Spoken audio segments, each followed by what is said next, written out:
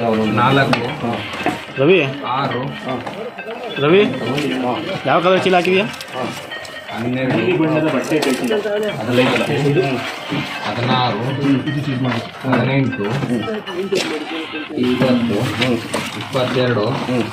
28 30 32 34 36 photos 38 40 42 44 46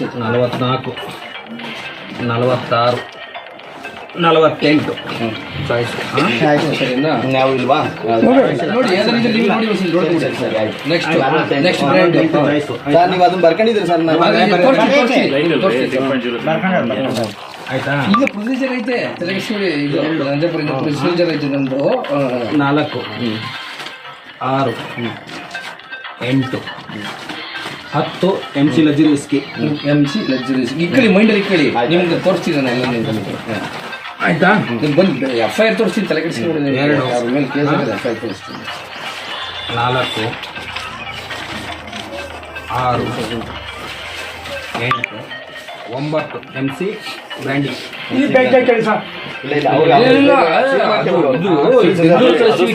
ಇದು ರಾಸಾಯನಿಕ ಪರೀಕ್ಷೆ ಕಳಿಸ್ತೀವಿ. ಆಲ್ರೆಡಿ ಇದು ಹಸಿ ಸತ್ಯ ಅಂತ ಈ ಕೋಳ್ಗಟ್ಟೆ ಗ್ರಾಮದಲ್ಲಿ ಸುಮಾರು ದಿವಸದಿಂದ ಈ ಮದ್ಯ ಮಾರಾಟ ನಡೀತಾ ಇತ್ತು. ಮದ್ಯ ಮಾರಾಟ ನಡೀತಾ ಇದ್ರೆ ನಾವು ಸಾಕಷ್ಟು ಸಾರಿ ಅವ್ರ ಮನೆಗಳ ಹತ್ರ ಹೋಗಿ ನನ್ನ ವೈಯಕ್ತಿಕವಾಗಿ ಅವ್ರ ಮನೆಗಳ ಹತ್ರ ಹೋಗಿ ಅವ್ರಿಗೆ ಎಚ್ಚರಿಕೆ ನೀಡಿದ್ದೆ, ದಯವಿಟ್ಟು ಬೇಡ, ಎಷ್ಟೋ ಮನೆಗಳು ಹಾಳಾಗ್ತವೆ ಅಂತ. ಆದರೂ ಕೂಡ ನಿರಂತರವಾಗಿ ಮಾರ್ತಾ ಇದ್ರು. ಇದರಲ್ಲಿ 1-2-3 ಇನ್ಸಿಡೆನ್ಸ್ಗಳವೆ. ನಮ್ಮ ಕಂಚಿರಾಯಪ್ಪ ಸತ್ತೋಗಿದ್ದಿರ್ಬೋದು, ಕೆಲವ್ರಿಗೆ ಹಾರ್ಟ್ ಅಟ್ಯಾಕ್ ಆಗಿರೋದು, ಕೆಲವರಿಗೆ ಲಿವರ್ ಡ್ಯಾಮೇಜ್ ಆಗಿರೋದು. ಇದನ್ನೆಲ್ಲ ನಮಗೆ ಕಣ್ಣಾರ ನೋಡೋಕ್ಕಾಗ್ತಿರ್ಲಿಲ್ಲ. ಯಾಕೆ ಅಂತಂದರೆ ನಾನೊಬ್ಬ ದಲಿತ ಸಮುದಾಯದನು, ಅದರಲ್ಲಿ ನಾನು ಆದಿಜಾಂಬವ ಯುವ ಬ್ರಿಗೇಡ್ ಜಿಲ್ಲಾ ಉಪಾಧ್ಯಕ್ಷ, ಈ ತುಮಕೂರು ಜಿಲ್ಲೆಯ ಉಪಾಧ್ಯಕ್ಷ.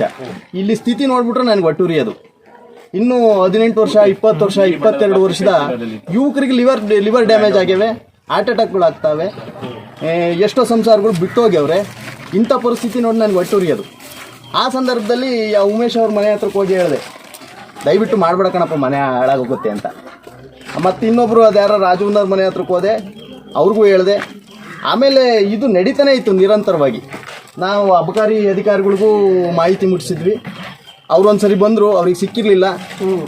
ಅದಾದ ನಂತರ ನಾನು ಲೋಕಾಯುಕ್ತಕ್ಕೆ ಕೊಟ್ಟೆ. ಲೋಕಾಯುಕ್ತಕ್ಕೆ ಕೊಟ್ಟ ಮೇಲೆ ಅವ್ರು ಈಗ ಹಿಂಬರಹ ಬರೀಬೇಕೀಗ. ಲೋಕಾಯುಕ್ತ ಕೊಟ್ಟ ಮೇಲೆ ನಾವು ಈ ಆಕ್ಷನ್ ತಗೊಂಡಿದ್ದೀವಿ ಅಂತ. ಆ ಒಂದು ಸಮಯದಲ್ಲಿ ಬಂದು ಏನೋ ಊರವ್ರೇನೋ ನ್ಯಾಯ ಮಾಡಿ ಯಾರು ಮಾರಬೇಡ್ರಿ ಅಂತ ಹೇಳಿ ಅವರು ಕೂಡ ಒಂದು ವಾರ್ನಿಂಗ್ ಮಾಡಿದ್ರಂತೆ. ವಾರ್ನಿಂಗ್ ಮಾಡಿ ಒಪ್ಕೊಂಡು ಆದ್ಮೇಲೂ ಕೂಡ ಎಷ್ಟು ದಿವಸ ಆಯ್ತು ಅಲ್ಲೇ ನ್ಯಾಯ ಮಾಡಿ? ಮೊನ್ನೆ 5 ದಿವಸ ಆಯ್ತು. 5 ದಿವಸ ಆದ್ರೂ ದೇವಸ್ಥಾನಕ್ಕೆ 10,000 ದಂಡನೂ ಕಟ್ತೀನಿ ಅಂತ ಮಾತಾಯ್ತು, ಕೊಡ್ತೀವಿ ಅಂತ ಹೇಳಿ ಒಪ್ಕೊಂಡವ್ರೆ. ಅದ್ರ ಜೊತೆಗೆ 5 ದಿವಸ ಆದ್ಮೇಲೂ ಲೀಟರ್ ಗಟ್ಲೆ ಇಲ್ಲಿ ಮದ್ಯ ಸಿಗ್ತಾ ಇದೆ ಅಂತಂದ್ರೆ ಇವ್ರಿಗೆ ಊರಿನ ಭಯನೂ ಇಲ್ಲ, ಕಾನೂನಿನ ಭಯನೂ ಇಲ್ಲ. ಇವ್ರದ್ದೇನು ಅಂತಂದ್ರೆ ಎಷ್ಟು ಮನೆನಾರ ಹಾಳಾಗೋಗ್ಲಿ, ನಮ್ಮನೆ ಮಾತ್ರ ಉದ್ಧಾರ ಆಗ್ಬೇಕು ಅನ್ನೋ ಒಂದು ಉದ್ದೇಶದಿಂದ ಇಂಥ ಮದ್ಯ ಮಾರಾಟನ ಮಾಡ್ತಾ ಇದ್ದಾರೆ.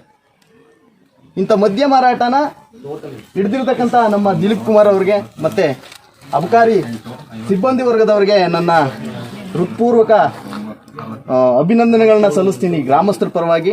ಮತ್ತೆ ಆದಿಜಾಂಬವ ಯುವ ಬ್ರಿಗೇಡ್ ಜಿಲ್ಲಾ ಉಪಾಧ್ಯಕ್ಷನಾಗಿ ನಾನು ವೈಯಕ್ತಿಕವಾಗಿ ಕೂಡ ನಾನು ಹೃತ್ಪೂರ್ವಕವಾದ ಒಂದು ಅಭಿನಂದನೆಯನ್ನು ಸಲ್ಲಿಸ್ತೀನಿ. ಯಾಕೆ ಅಂತಂದರೆ ನಾನು ಆಗಲೇ ಅಲ್ಲಿ ಬಂದ ತಕ್ಷಣ ಹೇಳಿದೆ, ನ್ಯಾಯ ಮಾಡ್ಯವ್ರಂತ ಬಿಡಿ ಸಾ, ಇನ್ನೇನು ನಡೀತಾ ಇಲ್ಲ ಅಂತ. ಆದರೂ ಇವರು ಇಲ್ಲ, ನಮ್ಮ ಕರ್ತವ್ಯ ಮಾಡ್ತೀವಿ ಅಂತ ಬಂದು ಈ ಮದ್ಯನ ವಶಪಡಿಸ್ಕೊತಾ ಇರೋದು ಏನೋ ಒಂದು ಬದಲಾವಣೆ ಆಗುತ್ತೆ ಅಂತ.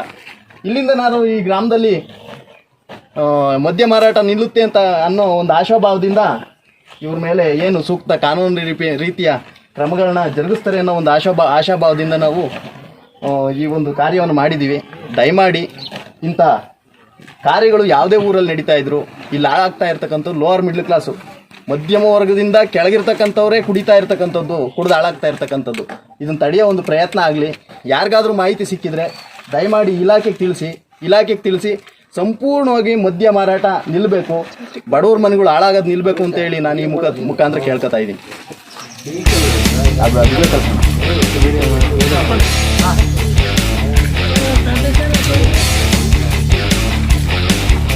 ಈಗ ಯಾರ್ಯಾರು ನ್ಯಾಯ ಮಾಡಿದ್ರು ಕರೀರಣ ಯಾರು ಗೊತ್ತಾಗಲ್ವಲ್ಲ ಬರಲ್ವಂತ